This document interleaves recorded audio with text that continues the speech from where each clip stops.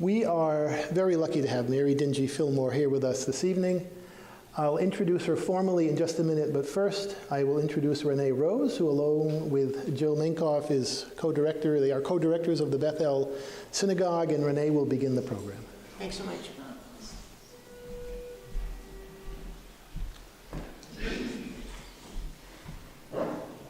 I have to put it down a little bit. Thank you so much, Bob, and thank you all for being here tonight. This program tonight has been sponsored by the Harris family, who for many, many, many years, Ben and Rosalie, I know many of you know them, and did know them, over the years have been a bastion of civility, interfaith work in this community. And it's only fitting that this particular talk be sponsored by this memory and in their memory. So I'd like to tell a story about Rosalie rather than giving you a list of all the things they've done over the years to help this community. And it's 2000.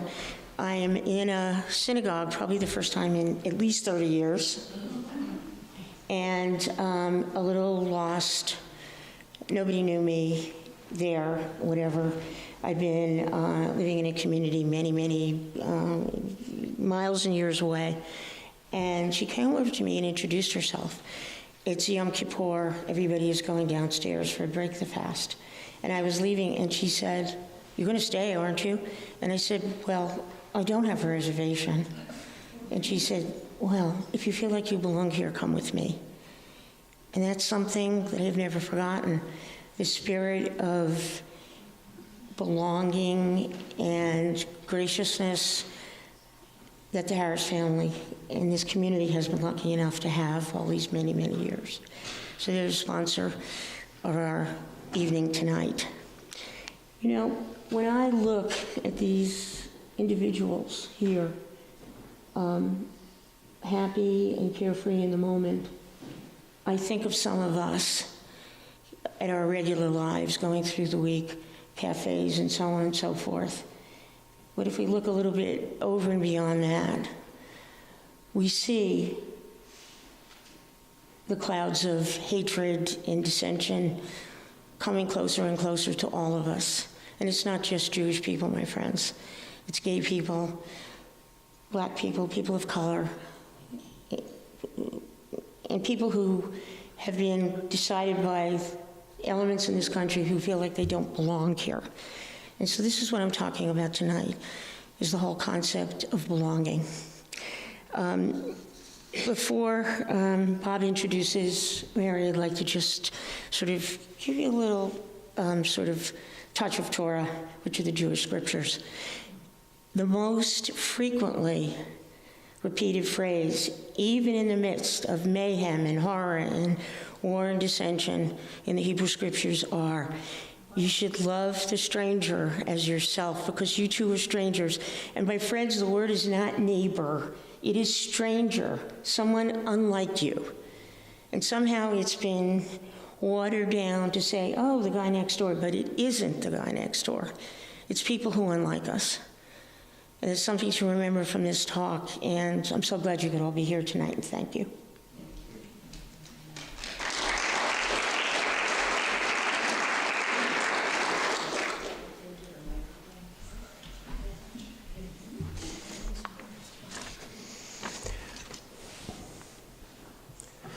Mary and I met via email, as I meet most of our speakers until they're here in person. We had a very nice series of exchanges to sort of get things right and then get things righter. And I have enjoyed getting to know Mary that way, but this is better. When I'm writing an introduction, I'm trying to find something that is completely real and correct. I often ask the speaker, are you actually going here now? Have you just finished doing that? Nothing worse than having the speaker correct you as soon as you leave the podium. Taking something directly from Mary's website, I feel like, how wrong can I go? She writes of herself, after a lifetime of private creative writing, I was seized by a subject too important to hide in my journal or in a letter to friends. Since my first lengthy stay in Amsterdam in 2001, I have been visiting and researching, writing and speaking about the Holocaust and resistance there. Living in a house where Jewish people were hidden inspired my novel, An Address in Amsterdam, which was published in 2016 by She Writes Press. It's about a young Jewish woman who risks her life in resistance and has gained more attention, the book, that is, than I had hoped. Mary devoted 13 years to researching and writing the book, which won the Sarton Women's Book Award for Historical Fiction, and was a Kirkus Indie Book of the Month, and to librarians, Kirkus matters. When you get a good review in Kirkus, yep, you've done something. Since its publication, Mary has given talks at more than 70 events in 13 states and 4 countries about what the dilemmas and actions of the Dutch in 1940 to 1945 have to say about our times. As a member of the Vermont Humanities Council Speakers Bureau, she has presented talks entitled Resistance, Then and Now, Learning from the Dutch, and Anne Frank's Neighbors, What Did They Do? To develop her craft as a writer, she earned an MFA at Vermont College of Fine Arts in 2005.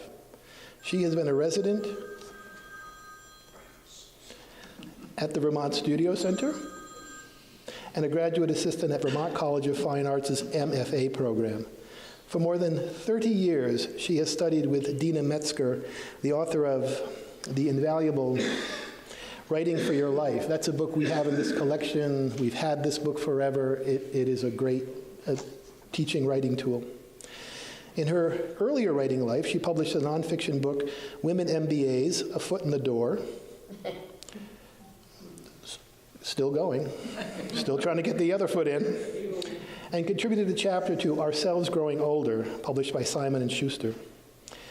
While working as a writer, she has also, since 1982, worked as a facilitator throughout the U.S. and elsewhere, leading conversations to promote a fairer and more peaceful world. She is a gardener and a passionate reader, and she lives with her longtime partner astronomer Joanna Rankin in Burlington, and Joanna is here this evening, and please welcome Mary Dingee Fillmore.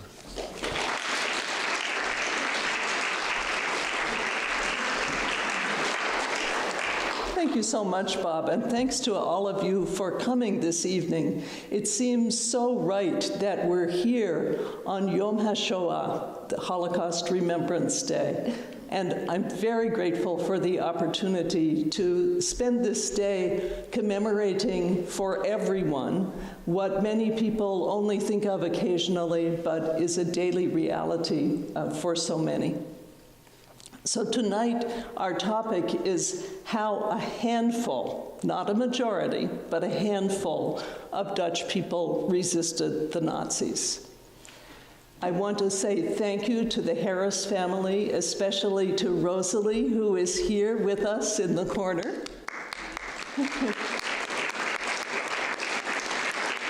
And Ben. May his memory be a blessing for their decades of community service. Thanks also to the Bethel Synagogue, to Bob Jolie and the Athenaeum for providing us such a wonderful venue. What we're going to be talking about today is first an answer to the logical question about how I, who am neither Jewish nor Dutch, became obsessed by this subject. We'll then talk about why the Dutch resistance was necessary, what was going on in the country at that time. Then I want to put the resistance in context because it was just a small group of people relative to the population as a whole.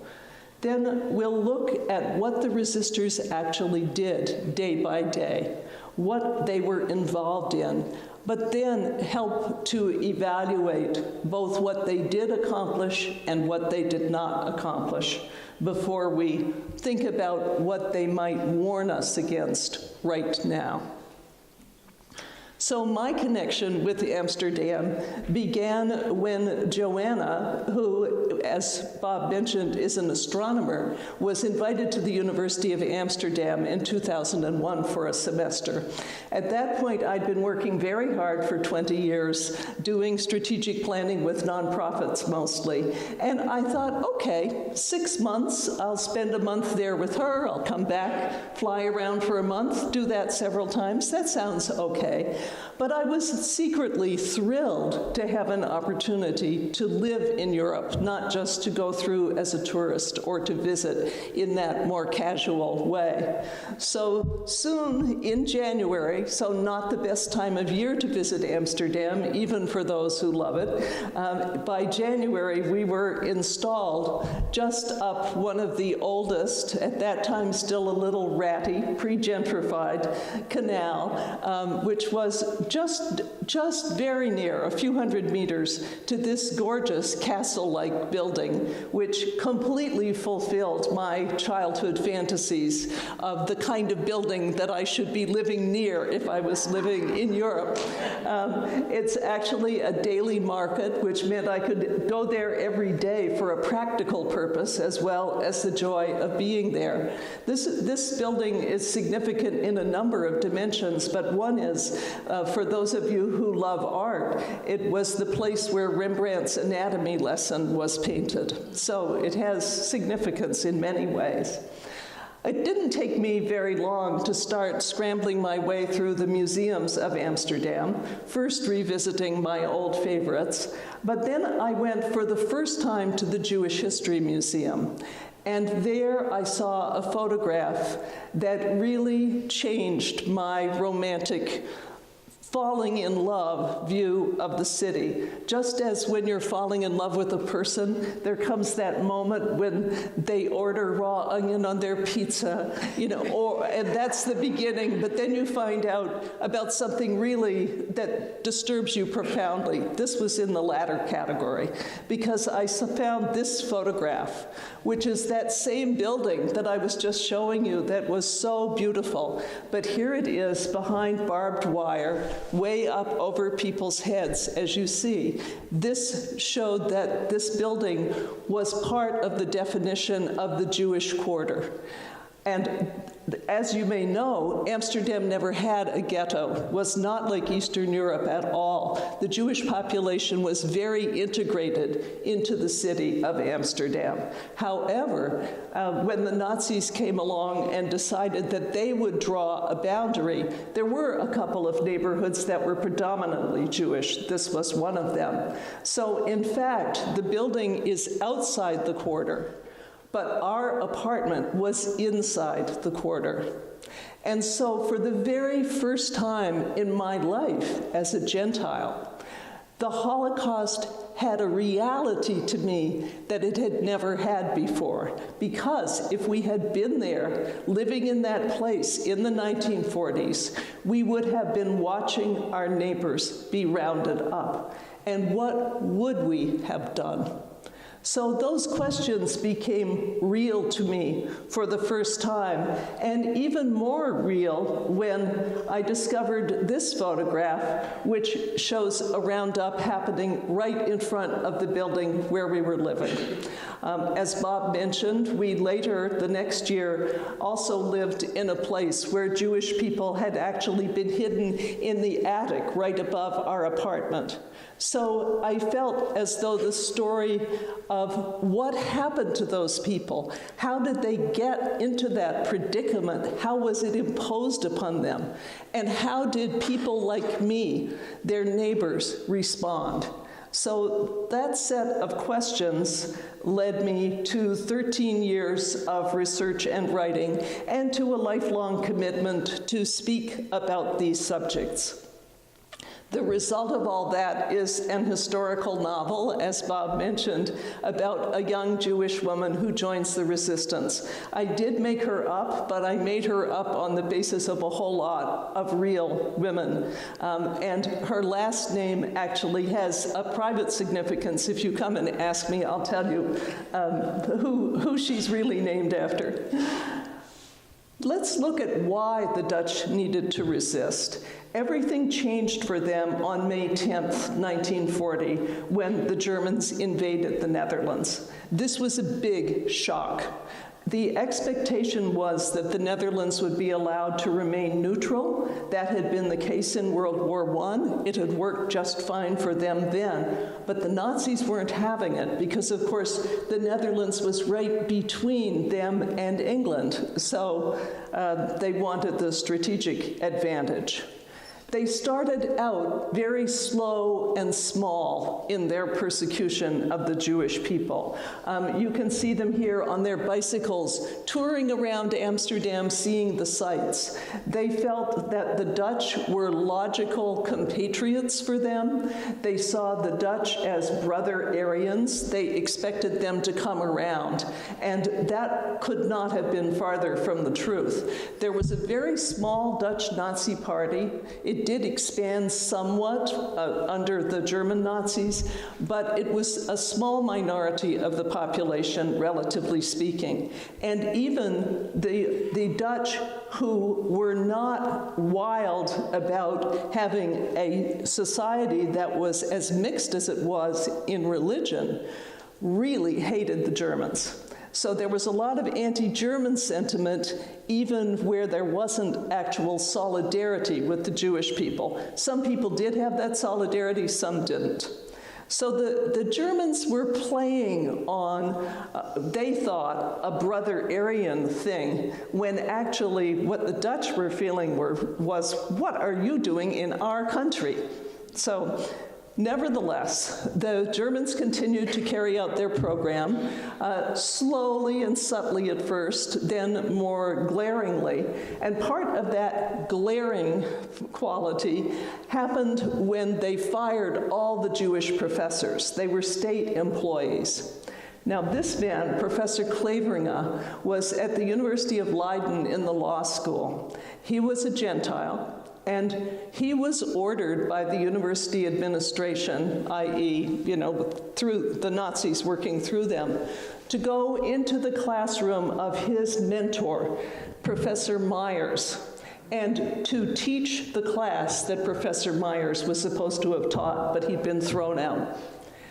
And Professor Cleveringa, instead of saying no, he went and he assembled the class. Quickly word spread that he wasn't doing what he was supposed to, that he was doing something else. And you can see on the right side of the slide how people were flocking to hear him, because what he was doing was a detailed tribute to his mentor. The significance of Professor Myers' work and how he had devoted himself to his students, how eminent he was in the worldwide community, and how much more deserving of respect he was than the people who had fired him. And this was just a shock to people. It thrilled them. And at the end, the whole group of people who had come to hear him rose and sang the national anthem, which by then was illegal. So it was a very stirring speech to many people. People who had taken notes then ran home. They made stencils and they duplicated the speech and circulated it that very night. So it went all over the country very quickly. One of the people who was there was the woman in this picture, Hetty Cohen Koster. One of those two little boys, and I don't know which, later became mayor of Amsterdam for many years, and he was mayor when we first lived there, in fact. She wrote an account of what this speech meant to her, and I just want to read you a tiny bit of it. The German occupiers reacted by closing the university, but more important was, first for the listeners, and later also for the many who read and passed along the speech, the enormous impetus this gave to people to carry out real acts of resistance that would eventually save my life and the lives of so many others. So this was a real line in the sand, and it was not something that people could afford to do very often after that, but afford to in the sense that they would be quickly, rounded up, executed, etc., if they made such a bald public protest, but it did provide real inspiration from that moment forward. One thing that happened was that as the anti-Semitic attacks in the neighborhoods, first by thugs who had been waiting for an excuse to do this for a long time, I'll pause for you to relate this to the present moment, first by them and then actual state violence by the Germans.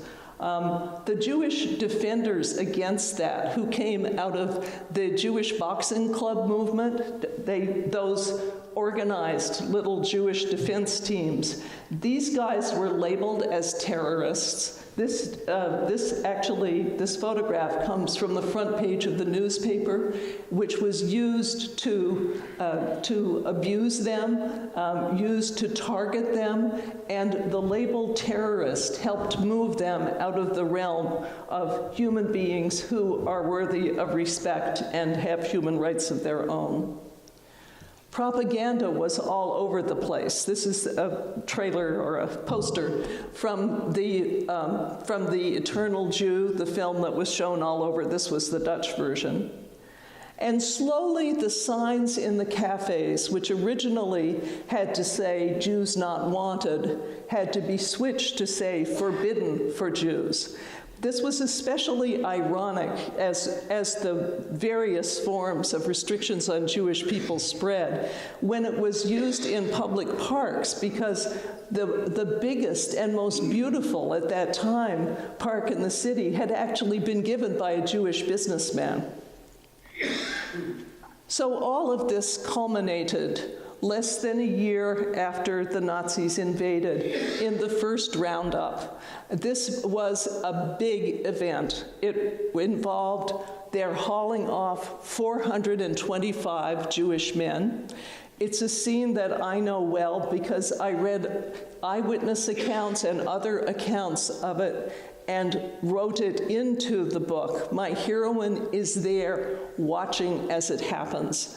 And so I feel as though, in a sense, I've experienced it as much as anyone who wasn't there could experience it, and I've spent a lot of time in the place where it happened.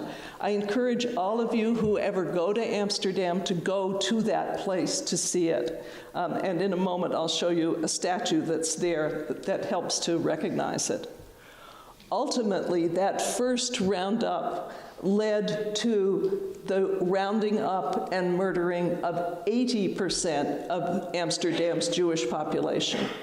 In the country as a whole, 75% were rounded up and murdered, but Amsterdam, as you would expect, had the largest number. So in the whole country, 104,000 of 140,000 were rounded up and murdered. But for Amsterdam, it was 60,000 of the 75,000 people there. So it had an enormous impact on the city, and it still does. This is a shock to many people because we think of the Netherlands as a tolerant country, and we think of it as a more liberal country. But in fact, this is the highest percentage of people who were rounded up and murdered of any country in Western Europe.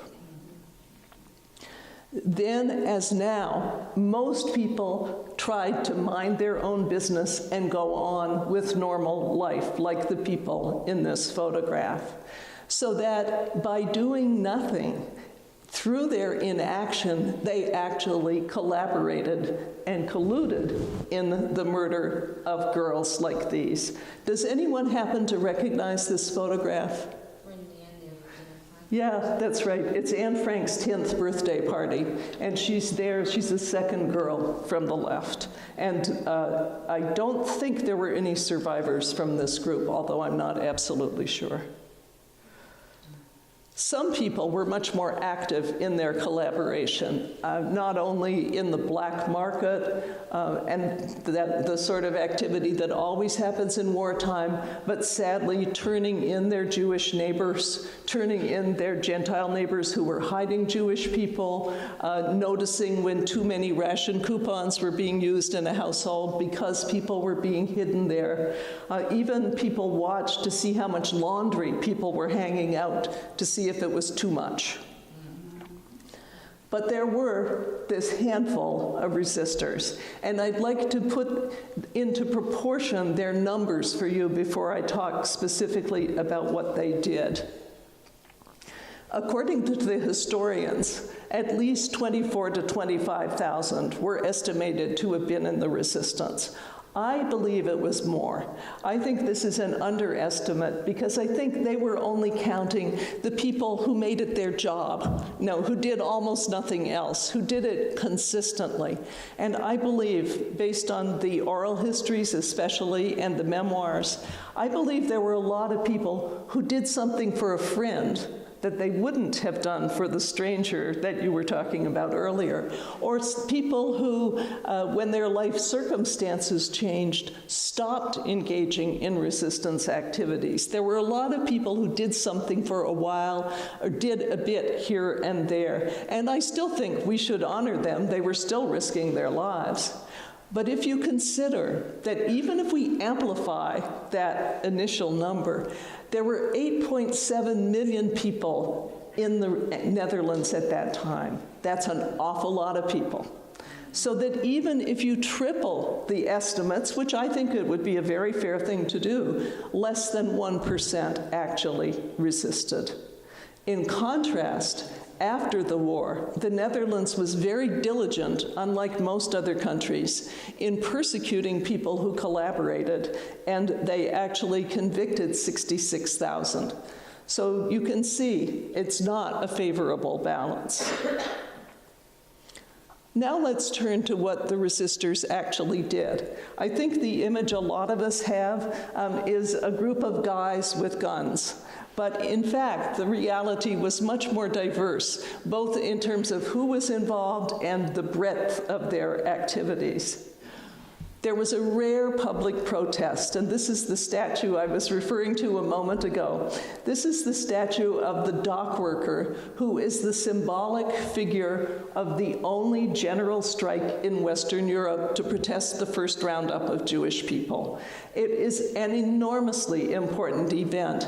And still, I know I always try, if I'm going in the winter, I always try to be here for this date, because it is the moment when people still commemorate every year the courage of this group of people. And the first time I went in 2001, Joanna and I both went, we thought we would hear hours of speeches, because that's the way it would be done in our country.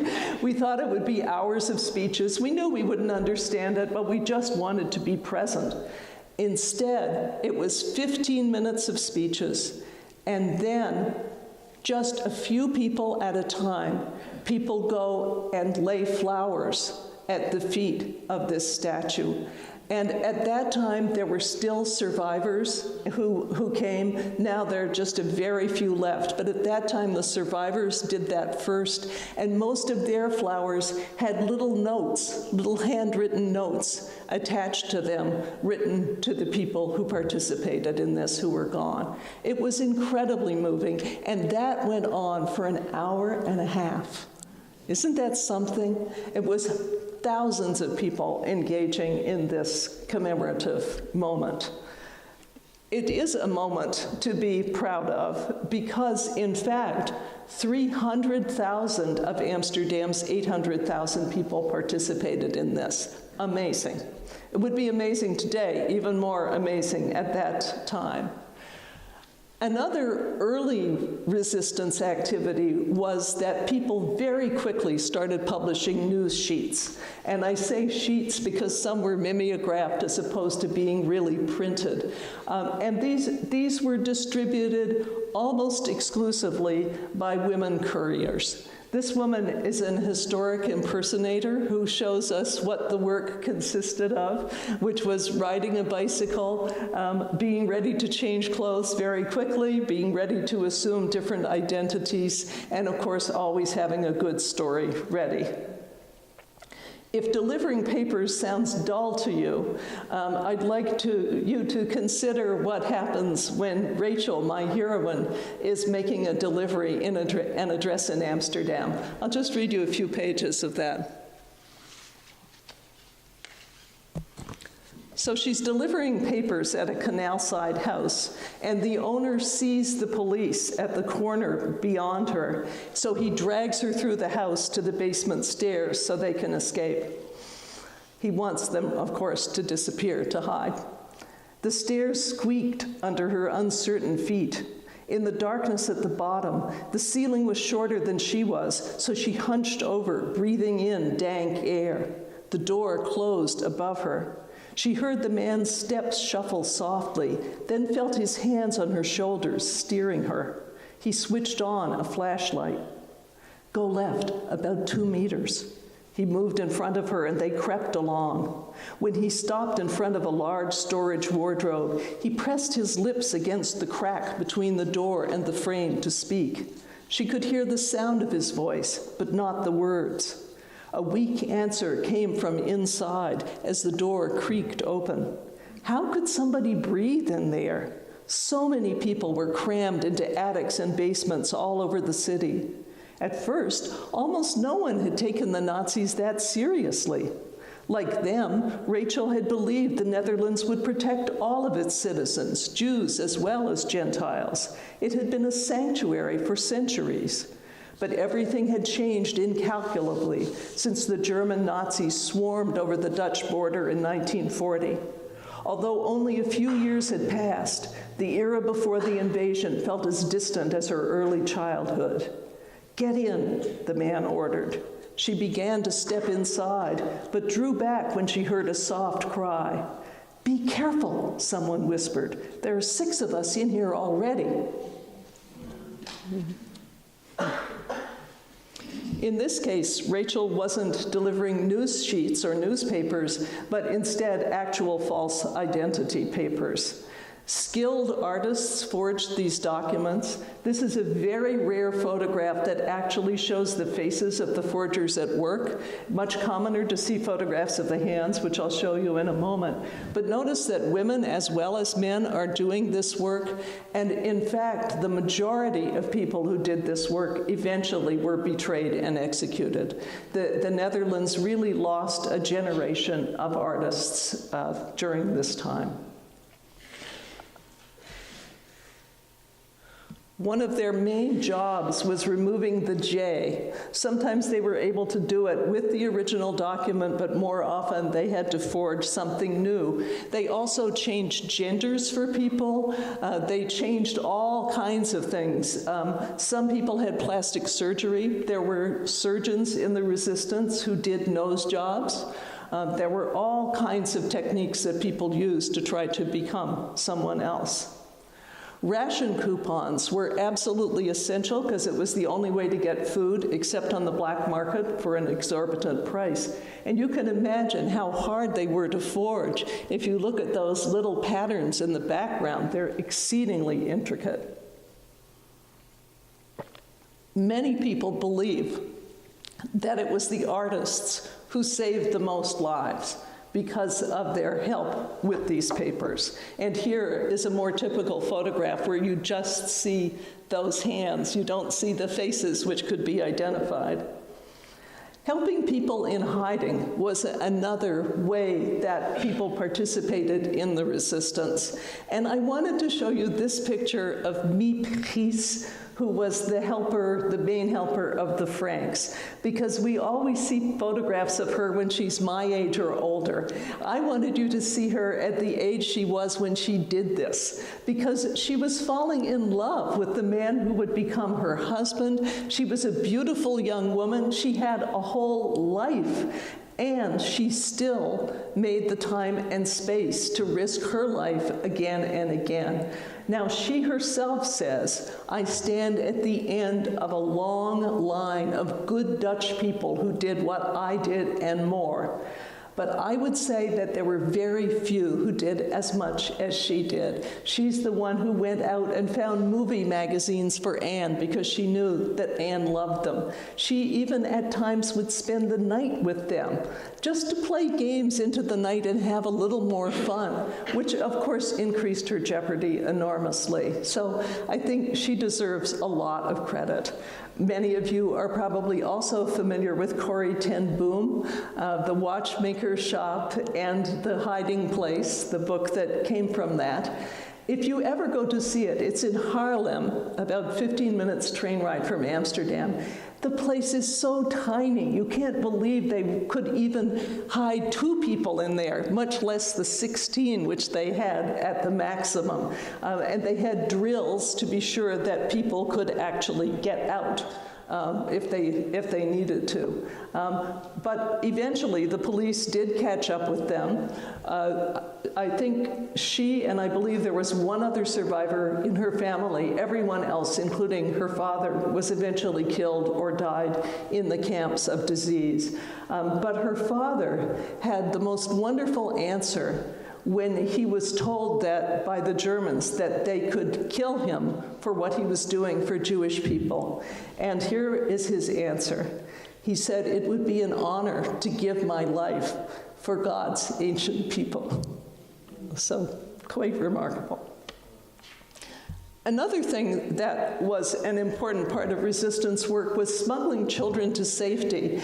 And I was giving a talk in Philadelphia maybe a year and a half ago, and I met the little boy in this photograph. His name is Lex Vega. He came from a Sephardic Jewish family. And it was quite remarkable because I discovered that I knew the exact house where he was born, the exact house, because his family were the caregivers of the Sephardic Jewish cemetery nearest to Amsterdam, which I had visited and which is in the book, as those of you who have read it know, because it's where Rachel's ancestors are buried. But in any event, Lex had a very fortunate hidden child experience. He almost didn't get to hide. His parents felt safe. And I want to emphasize that because that was true of many people, many Jewish people in the Netherlands. And it's one of the many reasons why the percentage who were rounded up and murdered is so high, because people felt safe too long. His parents felt safe. They noticed that this woman kept going by their house, who proved to be a resistance worker. She was an Amsterdammer on her way to get milk from a nearby farm, and she stopped to visit them and said, "You know, you really need to think about hiding, and when you're ready, I can help you." And they said, no. We're fine. We're the only Jewish family in town, but everybody knows us. Everybody likes us. Nothing will ever be allowed to happen to us. No, that's not the way it was going to be, of course. So she kept stopping, and finally they said, "All right, you can take our little boy if you're sure you have a good home for him." And she did. She had a home where he had this 12-year-old, as they call it, war brother, Theo. These two met again shortly after I met Lex. They met again for the very first time in all these years, and then his war brother died a few months later, so it's wonderful that they got to reconnect. So people were helping children like this get out, and the people who did the most in that direction did it through the child care center, which was directly opposite the assembly point where all of the Jewish people in Amsterdam who were rounded up were brought to this one place. It was formerly a theater where the seats were ripped out and hundreds of people were packed in there under very, very bad conditions. No bathrooms, for the majority, that sort of thing. However, they diverted the children across the street to this very well-established child care center. Ms. Henriette Pimental was the director. She'd founded it in 1926. It was so prominent that they trained child care workers for all the other child care centers in the city. And those children who did stay there had a life of more dignity and comfort than one would ever imagine in those circumstances, even though their ultimate fate, of course, was the worst. However, she, in collaboration with a neighbor, was able to divert 600 children. And he Johan van Hulst, was the head of the Teachers Training College next door. And it's in that building where the new Holocaust Museum in Amsterdam is being made right now. I was just there a few weeks ago. So she, Ms. Pimental and Van Hulst, got together, and with some of their staff, they managed to save 600 kids, as well as taking some in themselves. She stored a few children, I say stored, but you know what I mean, stored a few children in the attic. If they hadn't been registered, she could get away with hiding them. But Van Hulst went a little further and actually took some children home. Here's what he said about it. You realize you cannot possibly take all the children with you. You know for a fact that those you leave behind are going to die. I took 12 with me. Later on, I asked myself, why not 13? And that's the guilt that this good person and many other good people had to live with forever. Some of you may have come across Vermonter, Marian Pritchard. Thanks, yes, oh good. And thanks to Arlene, who's sitting in the back row, I got to meet her son and have a lot of conversation with him as well. Marian Pritchard was a social work student at the time that the Nazis invaded. And when she was walking through the streets of Amsterdam one day and saw a roundup happening, she saw little kids being tossed into the back of a truck. That was too much for her, and from that point on, she devoted herself to smuggling children to the countryside, to farms where they could be brought up in safety. But she went even beyond that for a couple of kids, including this one on the left. She claimed that that child was hers and born illegitimately. And she did that a couple of times, adopted children. And so that was part of her commitment. She even, at one point, assassinated a policeman who was threatening to arrest her and take the children who were in her care. And she spent the rest of her life, she only died a few years ago, and spent the rest of her life speaking about her experience and urging people not to be indifferent when we see things that we know are wrong. Another example of hosting Jewish families, which was a whole other matter from helping them get to a destination, which is what the people I've talked about so far did. These three people are unusual in several ways. They were hidden in three separate places. And the little boy, Robert Krell, the parents were particularly worried about. He was hidden when he was only 2 years old with a neighbor.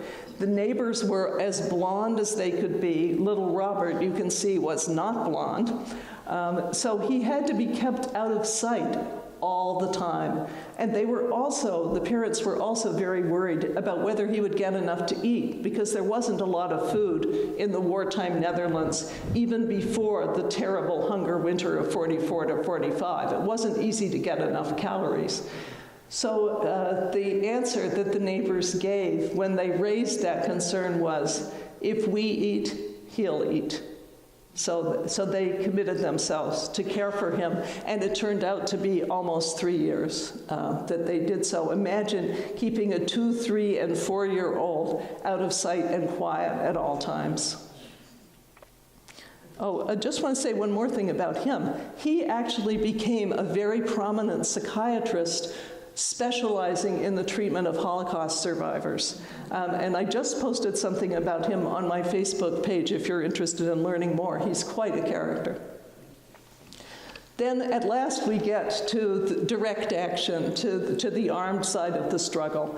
Bombing the population registry was the main, most prominent action that was taken, in this case by artists. And they managed three different things. One is, these were the cards that were used to organize the roundups, right? Because these are the cards that showed where people lived and their religions throughout the city. So they were used for that specific purpose. But the artists also had a buddy in the fire brigade. So they managed, first they set the fires, they sprayed benzene all around and then lit a match. managing to destroy about 15% of the records. But when the fire department was called, because of the tip-off, they didn't come promptly. And when they did come, they poured lots and lots and lots and lots of water on these records, which of course were kept in ink. So to me, this illustrates several different kinds of resistance. One is the one where you risk your life, the people who actually started the fire. But then there's the one in the fire department who delays the trucks. That's another level. And then the guys who just say, let's keep watering this, are at another. And there was room for all of those different levels of commitment in the resistance. One of the artists who did this was a woman named Frida Belinfante. She got word that the group had been betrayed. She did manage to get out. She had money and went to Switzerland with great difficulty, but the 12 ringleaders were executed, which was a terrible blow to the resistance movement. Then finally, there was cultural resistance. This was people who got together for concerts. Once the Jewish musicians were all fired from the state orchestras, which were the biggest and best, the Concertgebouw and so on, they needed a means of livelihood. So they collected people for all kinds of occasions, not completely clandestinely, but not that openly either. People studied English. They studied the works of Shakespeare, which was illegal at that time. They did everything they could to maintain cultural life, even in the face of all of this. So if we think, looking at that variety of activities, at what the Dutch resistance did and didn't accomplish, we have to remember first that most people colluded, then as now. We're talking about a handful. But the resistors did make information very widely available, so that even people who were colluding did know what was going on. They knew that there was an alternative version of reality to what the Nazis were propagating. And while the resistors certainly didn't stop the Holocaust, they did save about 16,000 Jewish lives of people who were in hiding.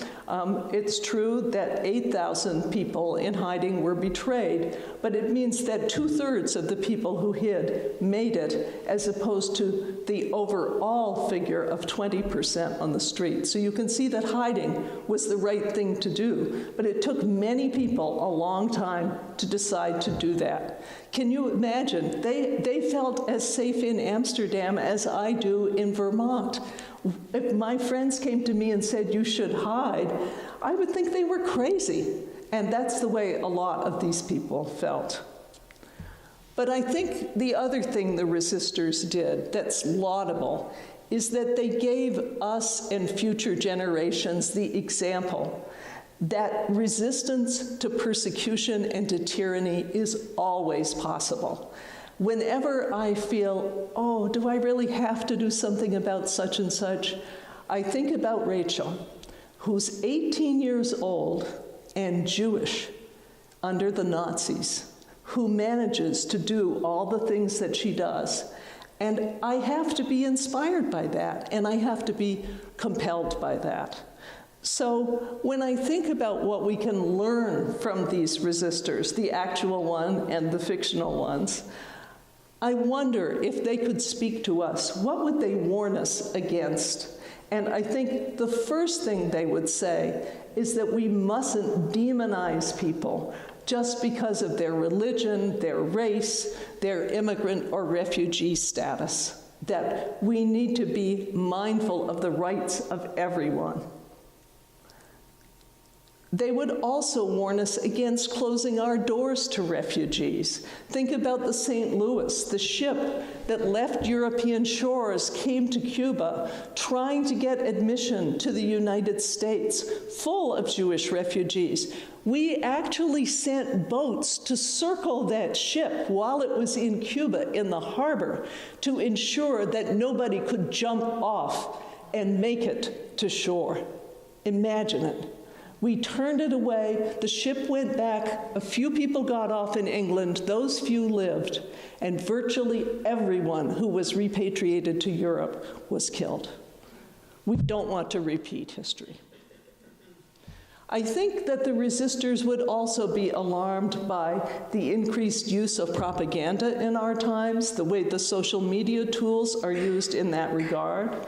Certainly, they would be concerned to see that anti-Semitic attacks are up, but they would also be concerned to see that anti-Muslim attacks are also up, and that, in fact, more than 4,000 attacks are based on race. And this, by the way, these are FBI figures. There are some others from other sources, but that's a pretty incontrovertible one.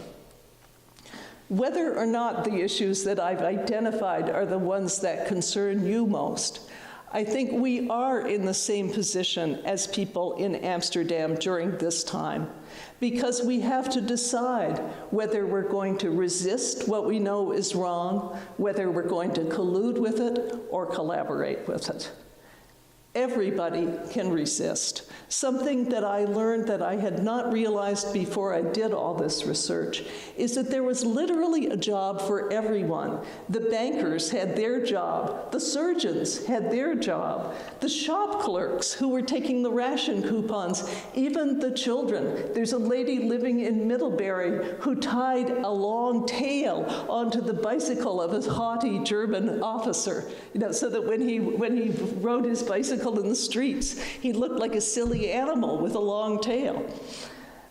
We need to seek out information to counteract the propaganda. It will not come to us unbidden. Only if we dig are we going to learn the truth. And we have to be on guard against hatred of any people as a group, no matter who they are, and it's easy to fall into it. We mustn't wait to be asked for help by desperate people. That's, for me, one of the most haunting images from all of my research was a man who was so desperate to be hidden that he went around Amsterdam knocking on doors randomly. It was like playing Russian roulette, but he was smart enough to know that was the only way that his family might have a chance. We can't wait for him to come and knock. We need to find him. When we see warning signs, we have to act early while we still have the freedom to do that, because there will come a moment when it's too late, as it did for them. So that each of us, I think, is responsible for finding the right way for us to resist what we know is wrong, the way that fits us like a glove, that's the right cause for us and the right action for us. And to build what we know is right, the way the Harrises did in their community, reaching out, reaching across denominational lines, reaching across all lines, to welcome the stranger, whether or not they'd made a reservation. So I'd like to close with my favorite quote from Anne Frank, which is how wonderful it is that nobody need wait a single moment before trying to improve the world. Thank you.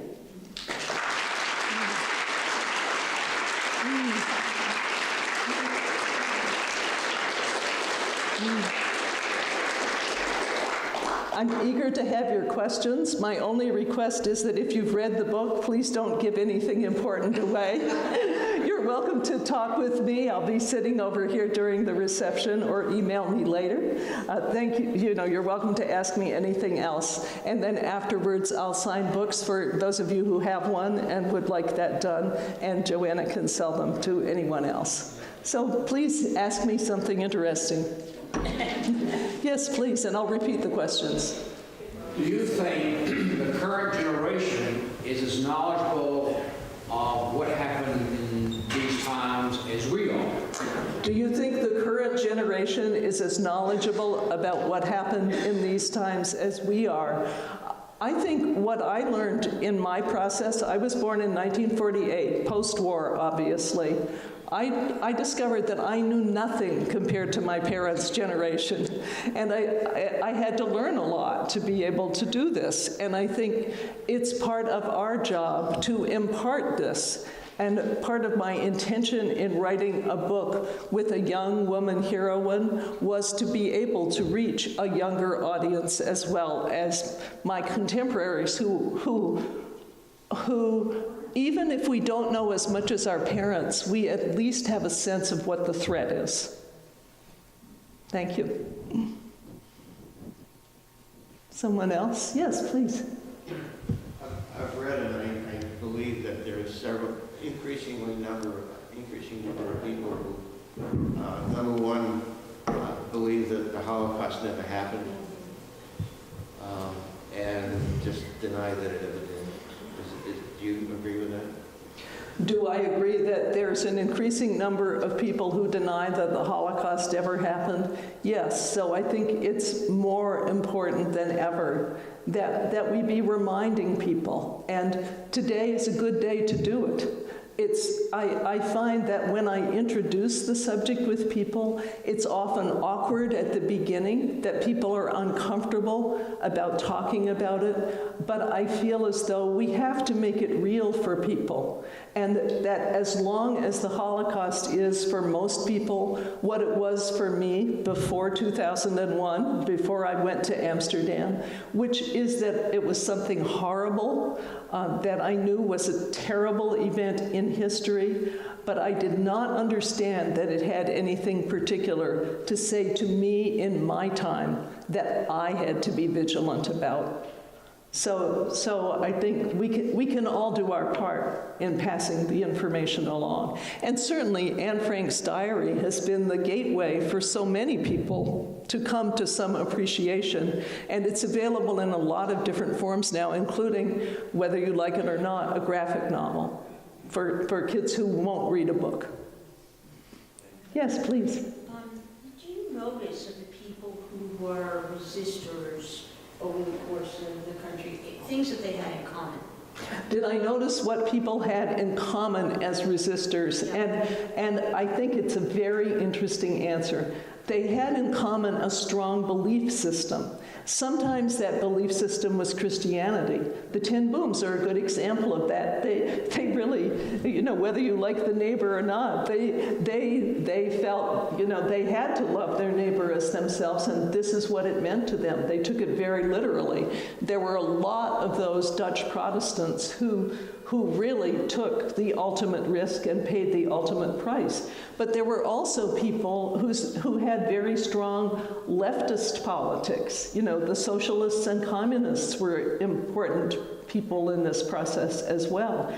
But you had to have some moral or religious or ethical belief that would withstand the assault of the practicalities of day to day. Because if all you were looking at was the here and now, you'd be a fool to take those chances. And then the other alternative, failing strong beliefs, was a personal connection. The people I mentioned, remember the family of 3, the parents, I think initially they were hidden together, then they separated, but they were hidden by a colleague, and that was not uncommon. That is, for friends and colleagues to say, sure, come and stay with me. And sometimes that worked out well, and sometimes not, but that's another story. Anyone else? Yes, please. Did you research the concentration camps as well? Did you go to that far end and what happened to the people who were executed? Was that part of your...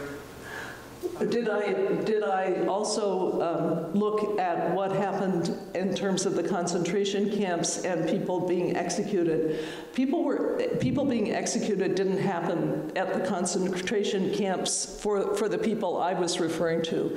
Those people, like the artists who organized that whole incident at the population registry, they were executed at a place called Overveen in the dunes near the sea, near Skeveningen.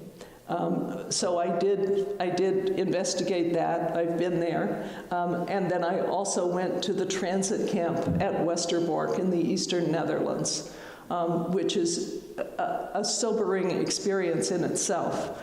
But that's where everybody, or virtually everybody, came before being shipped across the border to Germany and then on, in general, on to Poland. Yes, please. We were in Amsterdam a few weeks ago. Yes. Outside of Amsterdam, there's the Kinderdijk. Yes. There are 19 windmills built in around 1740. And we were told almost all of those windmills protected a Jewish family because the Germans didn't want to destroy the windmills. They needed access to that whole area. And they were aware of the Jewish people in these windmills. Okay, thank you. That's an interesting story. So the lady says she was just in Amsterdam and vicinity a few weeks ago, including at a place called the Kinderdijk, which has a whole set of 19 windmills. And they were told that each of those windmills had at least one Jewish family living in them. The Germans were aware of it, but they didn't raid them because they needed the windmills. For power and whatever else the windmills were doing. They had industrial uses. I haven't heard that story before, but it sounds plausible. It's a World Heritage Site. Yes, it's a World Heritage Site, yeah, but I haven't heard that particular story about it before. Thank you. There was someone in the middle, yeah. I wonder if you say a bit more about why it is that such a large percentage of Dutch Jews were deported. A recent review of France, for example, 75% of French Jews survived. And they, in the article, they pointed out in contrast to Netherlands and Poland. Yes, and I think it's more appropriate to compare France and the Netherlands. Poland and Eastern Europe is really a different story. I'm sorry. Thank you. The question was to say more about why there was such a high percentage of the Netherlands Jewish population who were rounded up and murdered, and in contrast, France was 25%, and the Netherlands and Poland were in more or less the same category. So historians have conferences just about every 2 years to discuss this, as you can imagine. But here are a couple of thoughts about it. One is that France always had a strong tradition of resistance ever since the Revolution. You can read about it in the newspaper today on May Day. You know, the whole country is full of protest, full of resistance. It's part of the French culture. So that the French already had a whole system in place. Let those Nazis get a whiff of the Nazis, they knew just what to do. They had it together. They had not only organizations, but they had skills. Whereas in the Netherlands, the government had been regarded as a relatively benevolent force on behalf of the people, so that there wasn't the same tradition in place. And everybody was complacent because they felt this is a civilized country, we're going to be all right. Jewish people felt that, and the Protestants felt it. And when I say Protestants, because the Catholic percentage in the Netherlands is this big, but if you look at that spectrum, people all felt that, you know, okay, they're going to occupy, well, they've been here 3 months, it hasn't been so bad. Well, they've been here 6 months. Oh, they're firing the Jewish professors. That doesn't sound so good. Oh, it's February and they're rounding people up. Let's get out on the streets. Then, of course, the Germans reacted very strongly to that, violently and immediately. They quashed it. And they went about attacking the resistance in some terrible ways, such as not only would they kill the family, but they would take 5 or 6 of the neighbors at random and kill them. Now, if that isn't discouraging, I don't know what is. So that I think the Germans were very canny about how they opposed the resistance. There were cultural reasons why it didn't come forward. And then there's a slew of more technical, historical reasons, but those are a few thoughts about it. Okay, is there, yes, let's hear from you, just because you've had one. Yeah. you've used the term Nazis and you've used the term Germans, and it always drives me crazy when I heard them say the Nazis did it. Nazis, there's Nazi parties, there's people in SS, and there's plain old German soldiers and Germans. Who did how much and why? Right. Sir, Nazis or SS? Right. He's asking me to be more precise about the use of the term Nazi and to look at what the SS did versus others. The SD was also involved in Amsterdam. Well, the story about the common German soldiers in Amsterdam is that it was considered, and in the Netherlands broadly, is that it was considered a pretty cushy job. You know, that the Dutch were not going to be out on the streets in armed rebellion. They were, in general, a well-disciplined people. They were, after all, our Aryan brothers. So that, let us say, the best and the brightest were not sent to the Netherlands on the whole. The SS and the SD were both very much involved and responsible for not just the direction of the roundups, but also when most of the Jewish people had been rounded up, there were bounty hunters whose job it was to seek out the relatively small remaining population who were in hiding, and the SD in particular was involved in that. They had a headquarters in the southern part of Amsterdam where people were brought to be tortured. So I try, in the book especially, I try always to be specific about talking about soldiers versus generalizing and saying these were all Nazis, because a lot of them were just conscripts. You know, and you know, we can have a long ethical conversation about it, but I think it's dangerous to brand people no matter who they are. So thank you for raising that point. Okay, one more, and then let's eat, drink, and be merry. Growing up in the 50s, I don't think my situation is unique. We learned nothing about the Holocaust in school. Grade school, high school. Do you have any theory as to why, or was it too close to the event, or? This gentleman was saying that he grew up like me in the 50s and learned nothing in school about the Holocaust. I do remember reading the diary of Anne Frank, but I don't know if I did that in school or if it was something my parents gave to me. I just don't remember. But you were asking for my theory about why we didn't learn about the Holocaust. And one reason, of course, is institutional anti-Semitism. Another reason, I think, is that there was so much, if you think about our parents as the ones who fought, our fathers in general as the ones who fought, the people who learned what had happened in the concentration camps. I know probably others of my generation do too. I have two friends whose fathers were in the camps, who saw what happened in the camps. And it was an absolute trauma for them. I think it was part of the silencing of the whole war experience. And I think it's part of how we keep on making war and how genocide continues to be thinkable, that the people who have seen it up close don't talk about it. So I think it was partly the kids not saying it, not seeing it, from the witnesses who could have told them something about where they were and why they were fighting. Now, this lady's been waiting, so I'm going to have to be merciful, and then I promise your glass of wine is not far off. Just to be very specific. Yes. Marian Pritchard ended up marrying an American when they were working in the service after the war, the displaced persons service. Yes. And she told me that when they got back to her husband's family, yes, and started to talk about things, they said, no, we don't want to hear about that. You are in America now.